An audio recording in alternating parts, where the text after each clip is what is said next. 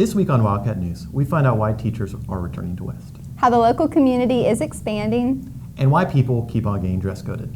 All these stories and more coming up because Wildcat News starts now.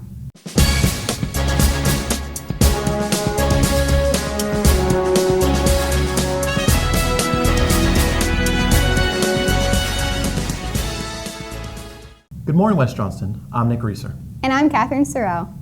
Already underway, Whiteout Crossing is expanding and bringing new shops to the area. Lee Ayala tells us more.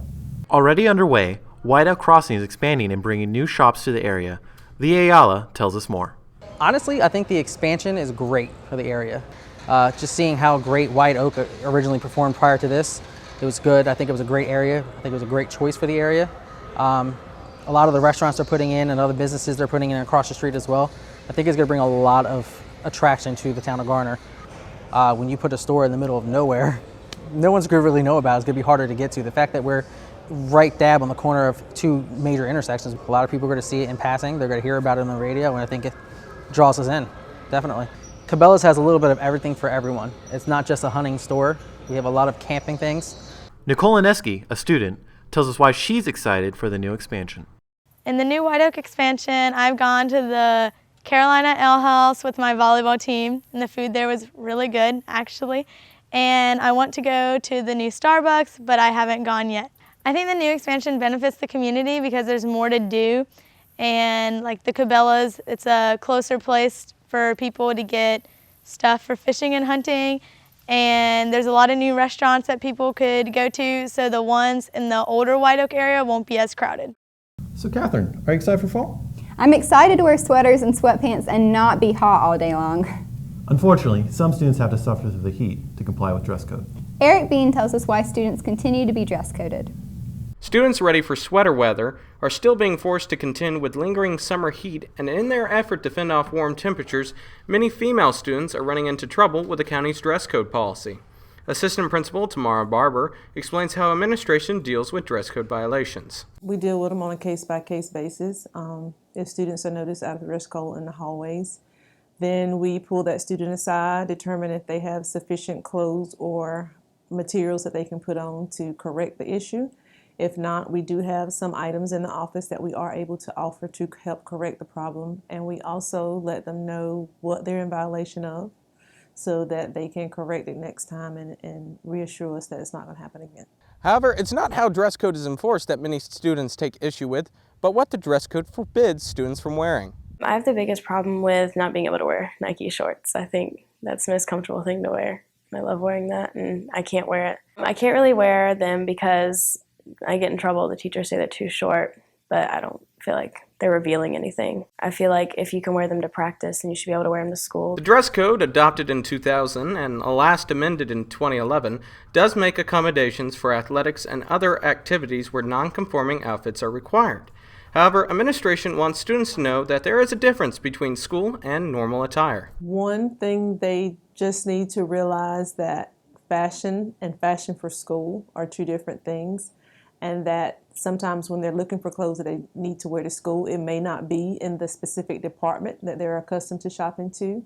So they may have to go to a different department in department stores to find clothes that are appropriate. I'm Erik Beene, Wildcat News.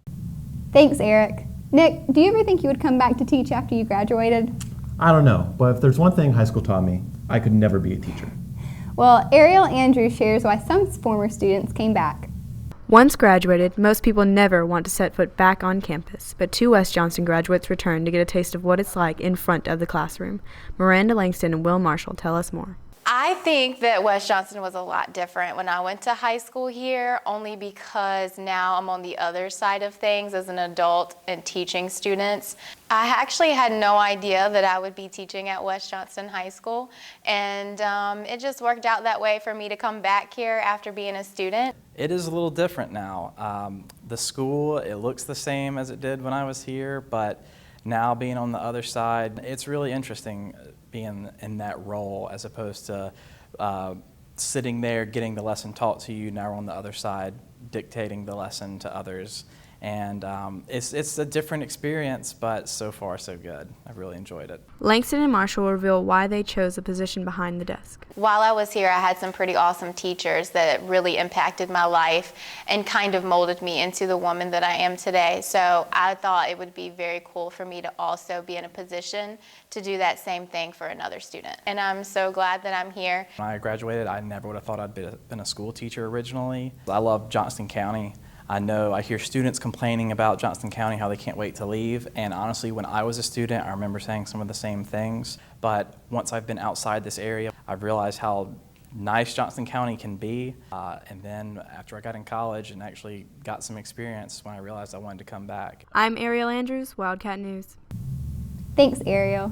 Now over to Jamie Snover with the rundown. I'm Jamie Snover, and welcome to the Rundown. Here's the last week's scores for fall athletics. Wednesday, JV soccer won 3-1, and varsity soccer won 3-2 against East Wake. Tennis won 8-1 against Rolesville. Thursday, JV football traveled to Rolesville and lost 7-44. JV volleyball won 2-1, and varsity won 3-1 against Garner. The ladies golf team traveled to Reedy Creek and placed first out of 3. Friday, varsity football hosted Rolesville and lost 14-44. Saturday, cross country travels to NC State for the Wolfpack Run. Jackie Koger led the ladies, placing 78th. Rufus Brown led the boys, placing 27th. Monday, JV soccer tied 2-2 and varsity lost 4-3 against Harnett Central. Ladies tennis won 9-0 against Southeast Raleigh. Varsity football played the Rolesville Rams Friday, September 18th. Here are some of the highlights. Number 13, Andre Wilson threw the ball to number 35, Jake Strickland, for a 25-yard gain in the first quarter. Early in the second quarter, the defensive team forced a fumble and returned the ball for a touchdown.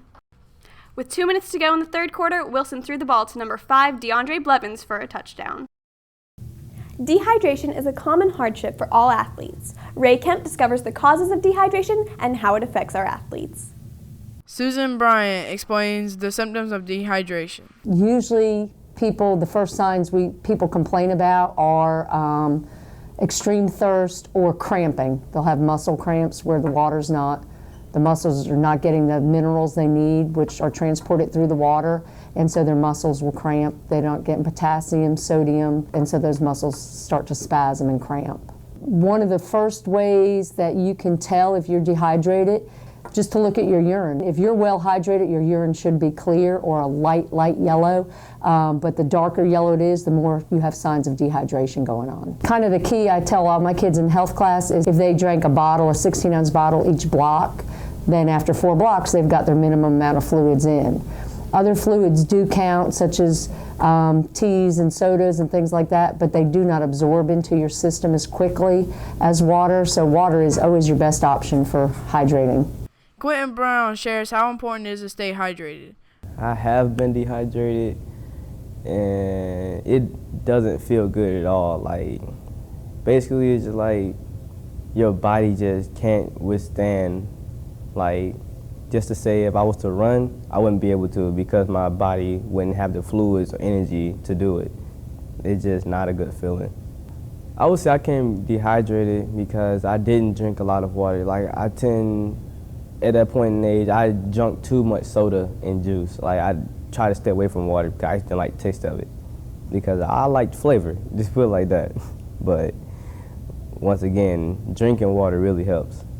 I would say I drink probably 1.5 gallons a day, especially when it comes to practice because we sweat most of it away. And every break, coach tells us, knock down the water because that can really help a lot. I'm Ray Kemp, Wildcat News.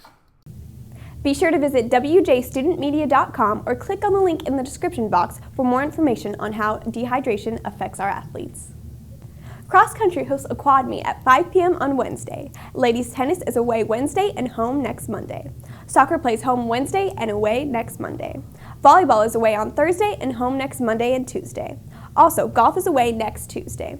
JV football plays home on Thursday and varsity football is away on Friday. Come out and support all your fall athletes. I'm Jamie Snover, and that's your week's rundown. Thanks, Jamie.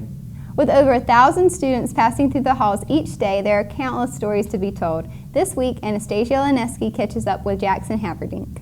When most people think of sports, they think of traditional ones such as tennis and football. Jakson Haverdink breaks the mold when it comes to extracurricular activities. I like to hike at Raven Rock. It's in Lillington.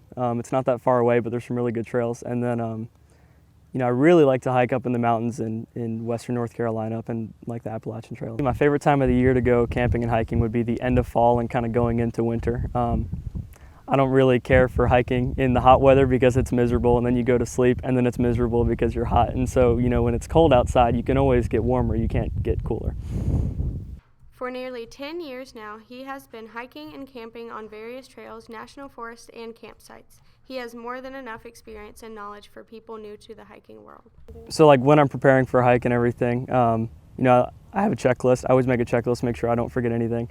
And I'll keep that with me. And then so when I'm packing my bag, I can check off things. That way I don't forget anything. Any particular gear other than just a backpack and, make sure you have something to hold water. You don't want to get out there and then realize that you're thirsty and you have no way to drink water. What I like the most about camping is just being outdoors and not really having any limits. I mean, you got to be careful so you don't hurt yourself. But other than that, the sky's the limit. I'm Anastasia Lonesky, Wildcat News.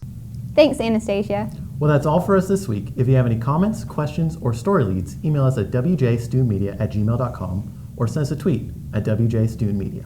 And if you want to watch Wildcat News at home, on the go, or catch up on past episodes, go to wjstudentmedia.com or subscribe to our YouTube channel. I'm Catherine Sorrell. And I'm Nik Reasor. Thanks for watching and have a great rest of the week.